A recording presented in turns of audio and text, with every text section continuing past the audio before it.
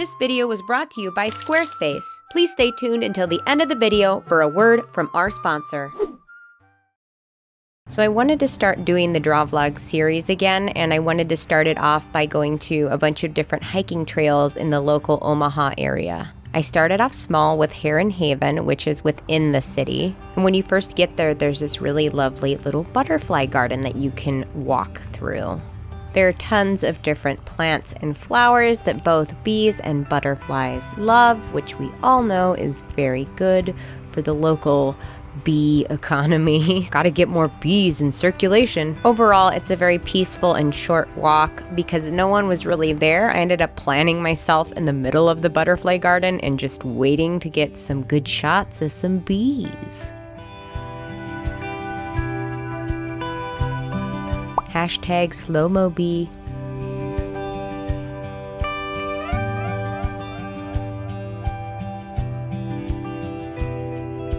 I'm gonna call you goth flowers. Alright, let's move on. Back when I lived in Northern California, I would go hiking literally every weekend, but since moving to Nebraska and having kids, I feel like I haven't had as much time to go hiking. Because I've struggled with some mental health issues after having my last son, I've decided that I'm going to start doing more things for myself, and hiking was on the top of that list. I found a list of some of the best hiking trails on ohmyomaha.com, and that's where I decided to start. There's so much beauty here, and I think a lot of people think that Nebraska and a lot of the Midwestern states are just flat, and that's simply not true. Heron Haven is actually a wetland sanctuary and features one of the last Oxford wetlands of the Great Papillion Creek.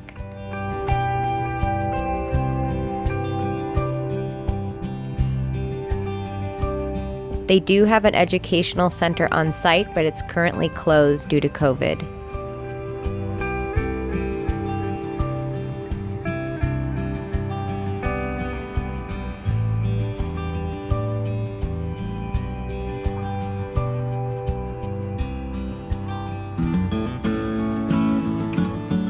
I actually did get to see a heron while I was there, but she was busy doing some banking because she's on the bank of the wetland. Hey, look at the frog! There were lots of frogs on my adventure, and they made me flamboyantly happy, especially this cartoon frog. Chill, bro.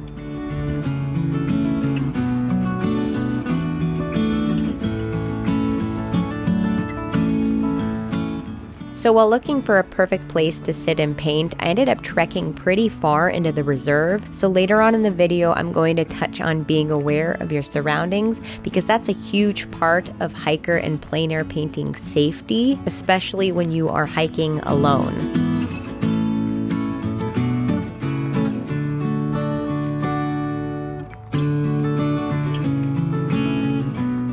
Check out this Eagle Scouts project that was built a few years ago. I think the idea was to have little natural picture frames of scenic portions of the wetlands, but what I think is really funny is, of course, the forest overtook the area and blocked the cutouts.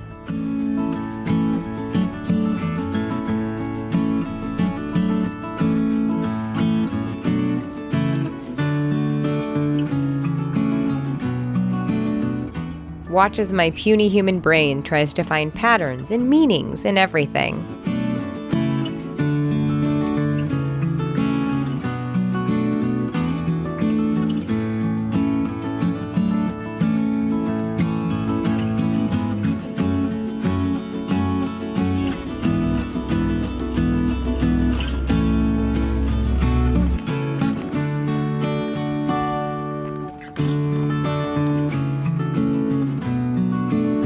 Just off of where the trail diverges into two trails, I found this perfect little waterfront corner to sit and paint. I brought my brand new VIVIVA watercolor sketchbook, my BLICK pencil case, my Pentel Clearpoint mechanical pencil, 3 BLICK Master Synthetic watercolor brushes, Micron fine liners in the color black, the new VIVIVA watercolor sheet set,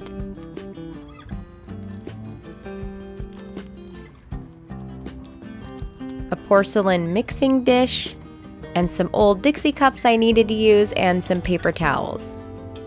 I also brought an empty water bottle that I forgot to show because you want to make sure you're pouring your dirty paint water into a canister that you are taking out with you. You never want to dump your paint water into the ecosystem that you are enjoying because you never know how that paint water may upset it. A lot of really popular paints contain some pretty strong toxins that would negatively affect the flora and fauna of wherever you choose to sit and paint. Just be mindful and kind to the environment that you get to enjoy. I started off by swatching the colors in the new VIVIVA watercolor sheet set, and before anybody gets upset, I'm going to leave a pinned comment down below, but I'm not going to discuss that drama anymore in this video because that's not what this video is about. I've always really liked the VIVIVA watercolor sheets. I just feel like they function more like an ink, so I only really pull them out when I need to use them like an ink. They just have a very high staining power. Now, I really wanted to paint those quote-unquote goth flowers that I saw at the beginning of my hike, but because all my reference photos were on my phone and I was using my phone to record me painting, I didn't have a reference to go off of other than my memory. So this was kind of a very poor attempt at trying to remember exactly what color and texture those flowers were, and I kind of just failed miserably, and I accidentally ran my hand through some wet paint at one point, and it just kind of became a mess, but damn it all did I try. So I want to touch on single hiker / single plein air painter safety really quickly. I ended up choosing the spot that I did not only because it was peaceful and scenic, but also because all of the sound from the 3 trails behind me kind of funneled down to my area, so I was able to hear anyone coming up or down the trails. Now, at certain points during filming, I did have my back to the trails, which ideally is not a great way to be visually aware of who's around you. But when this occurred, I always made sure to periodically look over my shoulder, even if I didn't hear anything. Now, obviously, plein air painting is not going to land itself on a list of very dangerous activities. And I'm definitely not saying there's a ragtag group of people who exist in this world who are just out there to attack plein air painters. I'm just saying that if you're hiking for whatever purpose, be safe, be aware, and be prepared, especially if you're hiking alone. After I had been filming for a while, I noticed that no one had come up the trail in a good 45-50 minutes, and I was at that point kind of filming different angles of myself painting to add some interest to the vlog, when all of a sudden this guy kind of came up behind me and startled me a little bit. You can see that in this clip here.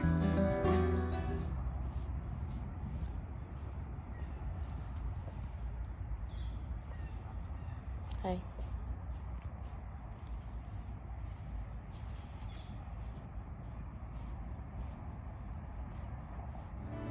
And I'm not saying at all that this guy was out to get me, but I was aware that it was just him and I this deep into the reserve. So I decided to pack it up and head out.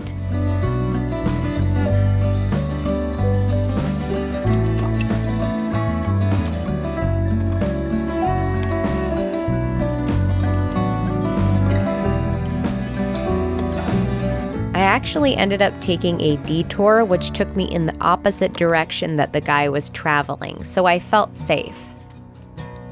And I'm actually glad I took this detour because I ran into a lot of fun little treasures, like this beautiful bright red plant. It was growing everywhere.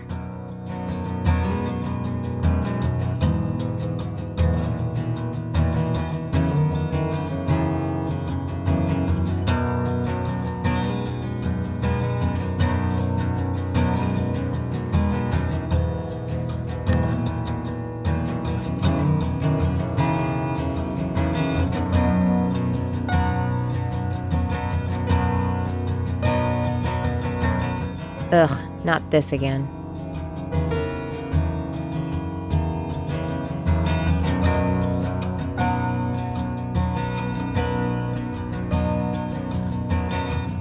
I also found this really cool little photography deck.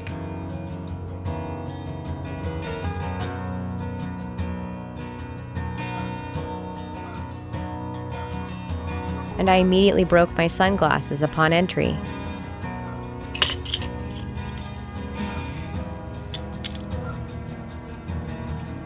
Great. It's totally fine though, because the situation was remedied by the honks of Canadian geese. I call this Honker Island. One lone honker boy. Love me a good old sun-faded diagram.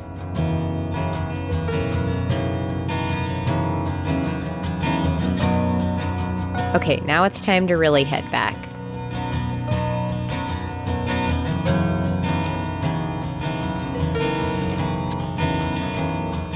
Goodbye, Benchy.